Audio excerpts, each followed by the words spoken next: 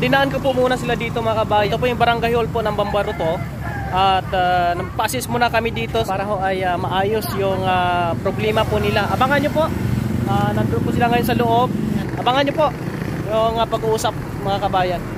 Nandito na rin po tayo sa City Hall ng Sipalay. Kasama natin yung ex niya, si Melvin. Mga kaibigan ni Imo. Pasok kami dito ngayon para malaman natin kung ano na po ang magkikipasya po ng DSWD po mga kababayan, no? Abangan niyo po yung aming paglabas.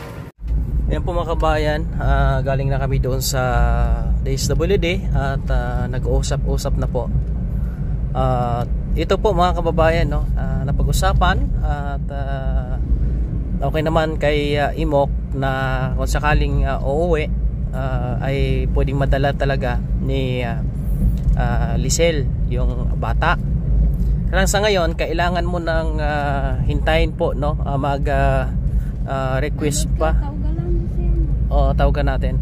Mag-request pa ang DSWD dito doon sa DSWD ng Katarman para po ay ma-verify yung situation ng kanyang magulang doon, kung kapable po ba na nasa kanila ang custody ng bata mga kababayan, no? Abangan nyo po yan, yung update kasi tuloy pa rin po ang ating paggawa ng paraan dito at yung mga details na pwedeng ibigay dito sa DSWD para makapagbigay po sila ng o makapaggawa sila ng assessment, makausap po nila doon ang DSWD Katarman. Sa pag-usap po nila mga kabayan ay ang welfare lang po ng bata ang pinag-uusapan na yun po ang isolve, kasi nga sa sitwasyon nilang dalawa, sa relasyon nilang dalawa ay malabo talaga, kasi ayaw na talaga ni Imok mga kababayan. Kaya yung bata, no, ang kapakanan na lang po ng bata yung kanila pong iisipin mga kababayan. Yun na lang po ang isosolve, kasi tungkol nga po dito sa dinadala ni Ate Lisel talagang may mga alleged yung sinamahan ni Lisel na ano daw, parang hindi daw sa kanya, parang hindi sa kanya, o di alam kung para kanino, pero sinasabi naman po ni Lisel doon sa lalaki, no? Kaya medyo mahirap patunayan yan kung kanino ba talaga yan. Kaya ngayon wala nang assessment kung anong pwedeng gawin dyan. Bali shoulder na po yan ni Ate Lisel. Kaya yung sa bata ngayon ang importante mga kabayan, no? Yan lang naman po. Bine-verify muna ng DSWD kung okay, maayos po ba yung magulang ni Lisel. Kasi po ang bata pag minor de edad, automatic ang pabor ay nandyan po sa nanay. Pag wala ang nanay, sa magulang ng nanay. Pag wala ang magulang ng nanay, sa tiyain ng nanay. Ayan po, no? Ayan po ang isa sa mga nalaman ko rin po ngayon, no? Kaya titingnan din po kung ano po ang kakayahan mga kababayan na nila para siguro doon po i-assist po yan ng DSWD kung saan po o anong nararapat gawin po mga kababayan. Ayan po, no? Dito na kami. Hatid muna natin sila at mag-update ako sa susunod na araw kung ano po ang magiging update din po, no, ng DSWD. Kakontak lang po sa atin yan. Tuloy po ang communication natin sa DSWD para po ay maayos itong problema po nila, kasi si Lisel ay talagang gusto pong umuwi, no, ng summer po mga kabayan. Tuloy ang laban sa buhay, huwag kayong sumukong dalawa. Pagsubok lang yan. Kung ano man ang dinadanas niyong pagsubok ay dapat labanan at harapin. Kung ano yung realidad sa buhay, tanggapin ng maluwag sa puso para ho ay maka-move forward at hindi po mahihinto ang inyong buhay sa isang pangyayari lang. Marami pa ang pwedeng mangyari sa inyong buhay mo, Lisel. Marami pang mangyayari. Kaya laban lang kayo kasi ganon talaga ang buhay. Ang kailangan lang dito na maiayos yung sitwasyon ninyo, yung formal, na walang away, walang namabagitan na sama ng loob sa inyo. Yung bang yung bata ay maging maayos din ang kalagayan.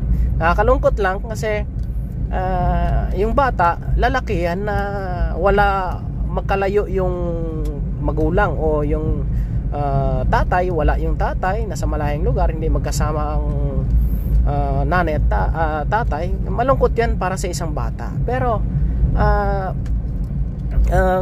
kailangan, kung yun talagang kailangan para masolve yung problema at wala nang ibang mangyayaring hindi maganda, tiisin na lang po ng bawat isa at unawain po, mga kabayan natin.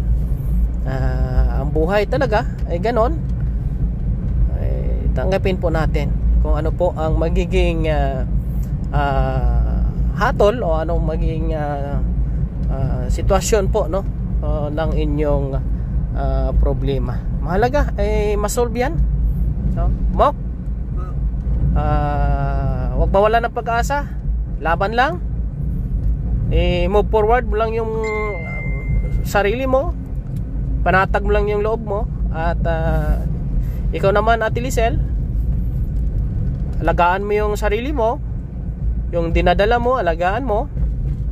Huwag mong pabayaan yung anak mo, kung mapunta man sa'yo, sana ay alagaan mo at isipin mo yung kung ano yung tama, yun ang gagawin mo. Kasi ito yun, isa ito sa mga leksyon sa buhay mo na dapat ay wag nang maulit, kasi nga pag maulit-uli ay mahirap na yan. Baka mahirapan ka nang dalhin. Yan po, mga kabayan, ay muulan na naman at tuloy kami sa aming gagawin. May marami tayong nakaschedule na mission. At salamat po sa inyong lahat.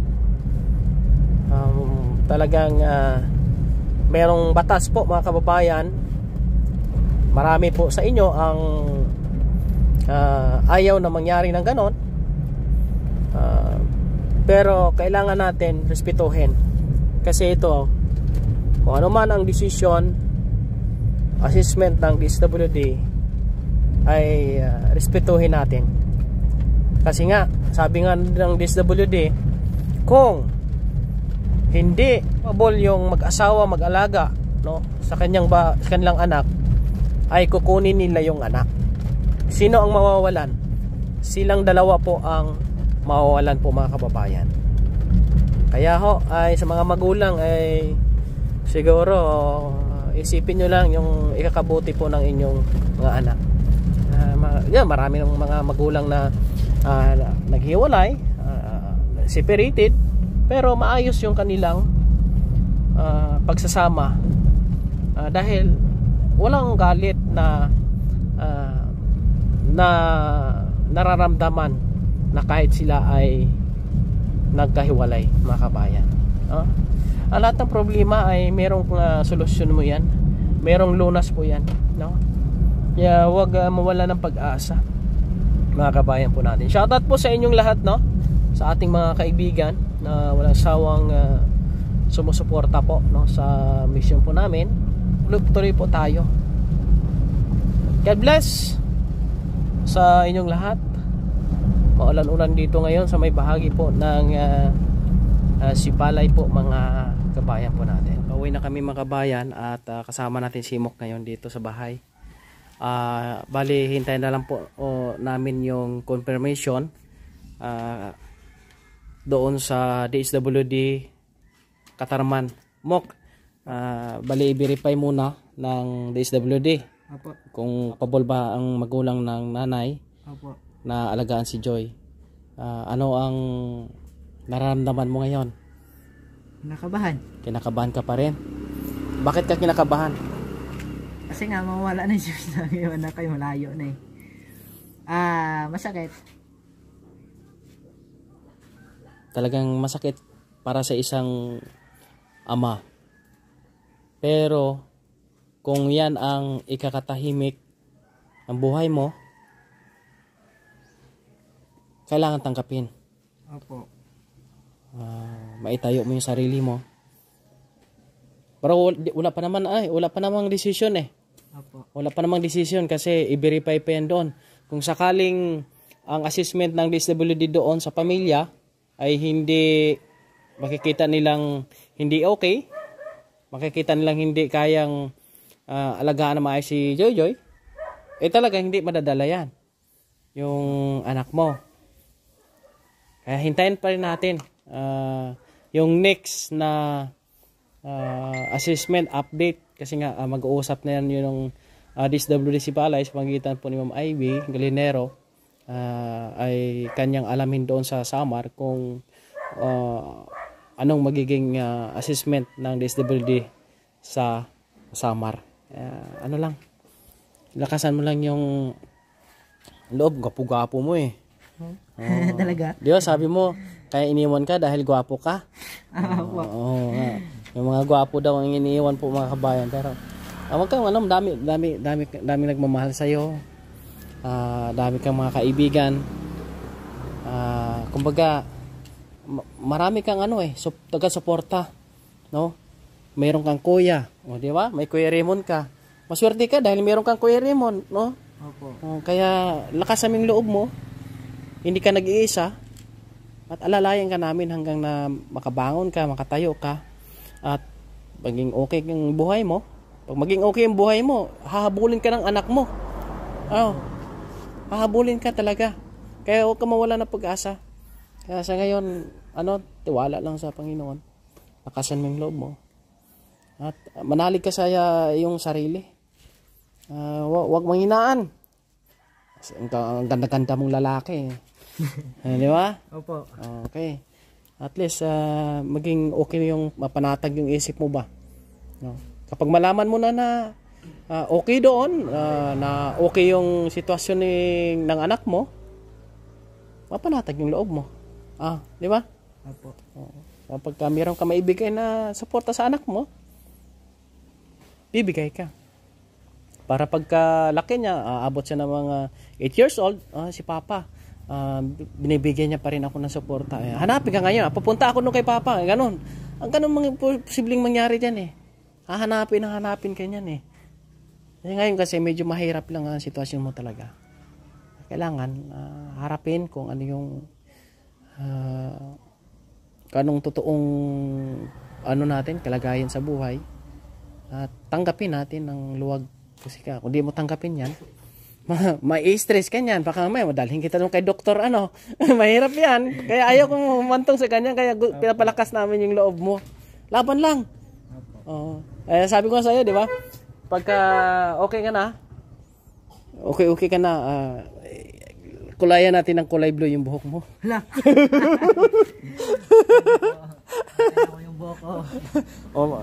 Anong gusto mong sabihin sa mga kaibigan mo, pamilya mo, sa mga taga-suporta mo, sa mga nakakilala sa'yo? Ayan po, sa aking mga supporters, subscribers, maraming salamat po sa inyong lahat. Nandyan po kayo para sa akin, nagpapalakas ng loob. Ayan. Bigyan mo isang bagsak. Isang bagsak. Bagsak na naman.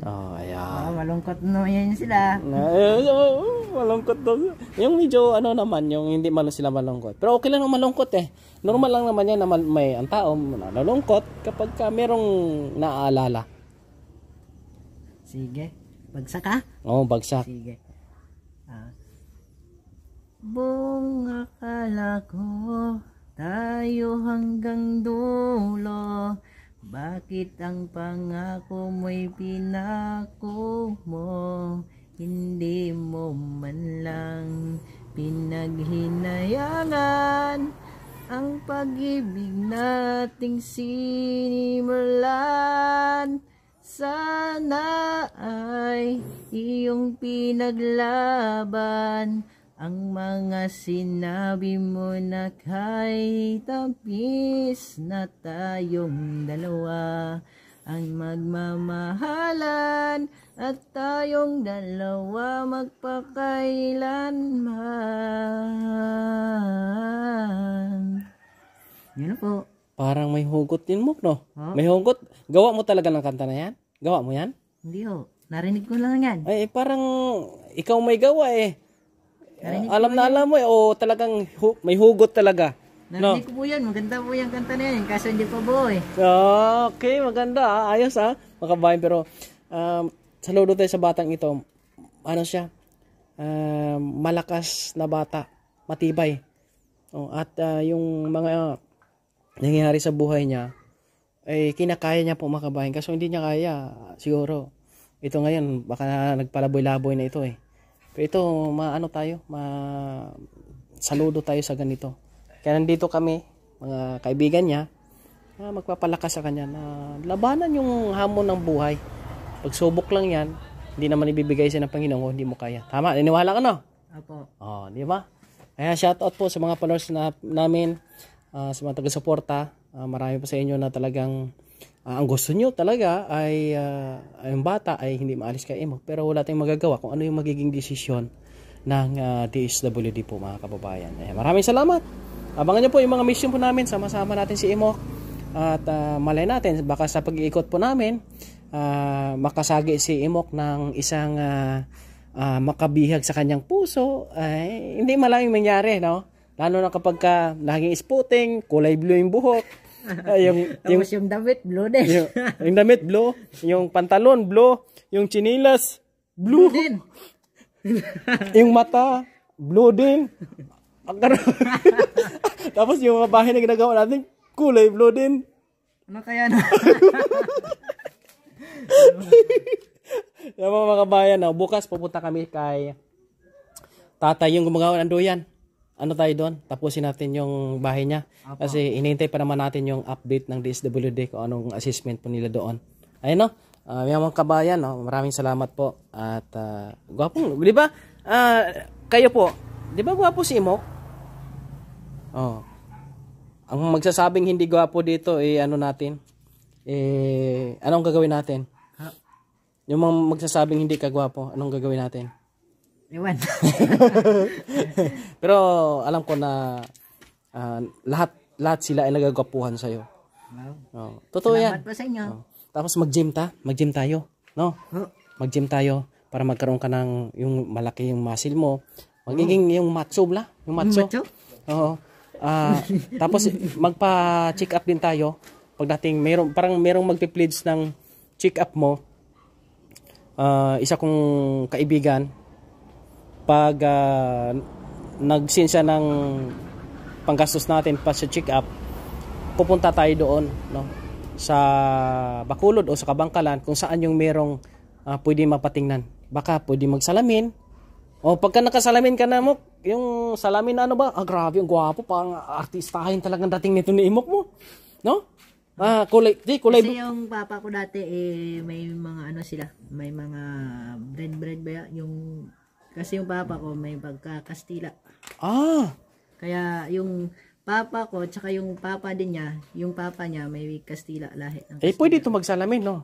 Bro. Tapos, ang salamin, yung medyo, tinted, kulay blue din. Kulay blue din. Tapos magdamit na ako ng blue. Lahat nga blue. Para kasi si Wilberin.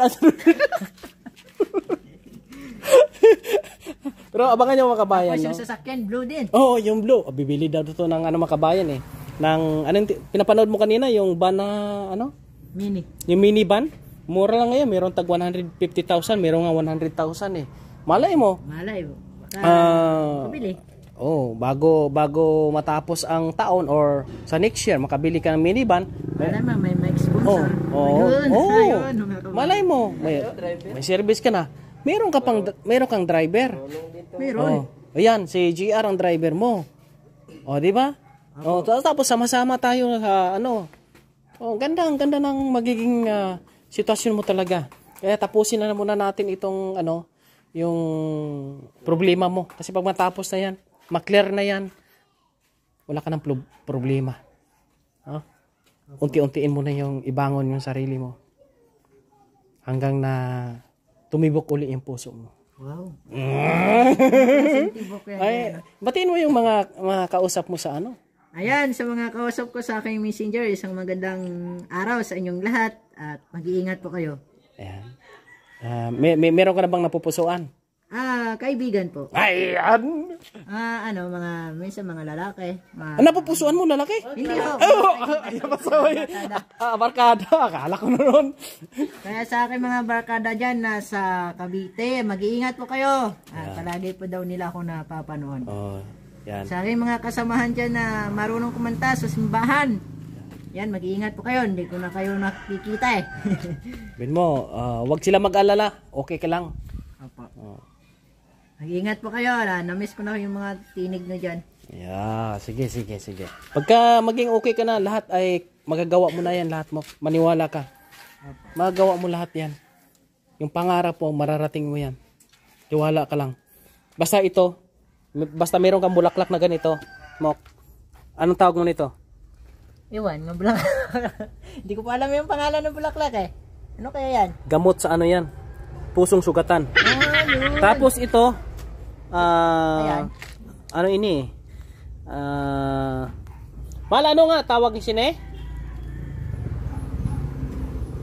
Silin kasi nagtanim nito Itong bulaklak na ito. Yung akin, mga kabayan, Nalanta? binigay ni Ayateria at saka yung tanlad, nalanta din. Bakit? Paano kayo magpabuhay nun? Turuan nyo ako. Nalanta kasi yung pag-ibig nalanta rin. Yun po yun, sumasabay? Sumasabay kasi yan Kaya kailangan mong buhayin. Buhayin ko pala. Yun mga kabayan, turuan nyo ko paano magpabuhay. Ayan. Baka may mga gustong sumali sa natin sa group chat for charity works. Invite mo sila. Ayan po sa mga single dyan na iniwanan din kagaya ko, pwede. Ano ba ang purpose ng GC natin na yan? Sa purpose po, hindi ko pa po alam. Sige. Ako na Ang purpose ng GC natin, ginawa natin yan para malibang yung mga taong iniwanan. Hindi lang malibang, baka ibang malibang ibang klaseng libang kasi. Ang libang kasi sa Bisaya iba no? Yung malibang, mag-enjoy ba sila? Opo. At gagawin natin yung pantulong sa mga nakikita natin pwedeng tulungan. Tulad mo, meron tayong makita na isang tulad mo na iniwanan ng asawa o iniwanan ng partner at meron siyang sitwasyon na nakakaawa. Kaya ang gagawin ng grupo na yan, pwedeng mag-ambag-ambag ng tig-piso, 5 piso, at yon ang itutulong natin doon. Okay, yan ang layunin ng GC na yan. Yung makatulong sa kapwa iniwanan. Di ba? Napakaganda, no? Maganda. Ganda ang layunin po mga kabayan. Kaya, tuloy nyo lang po ang support. Mas maganda pa sa darling mo? Hindi. Mas maganda pa sa akin.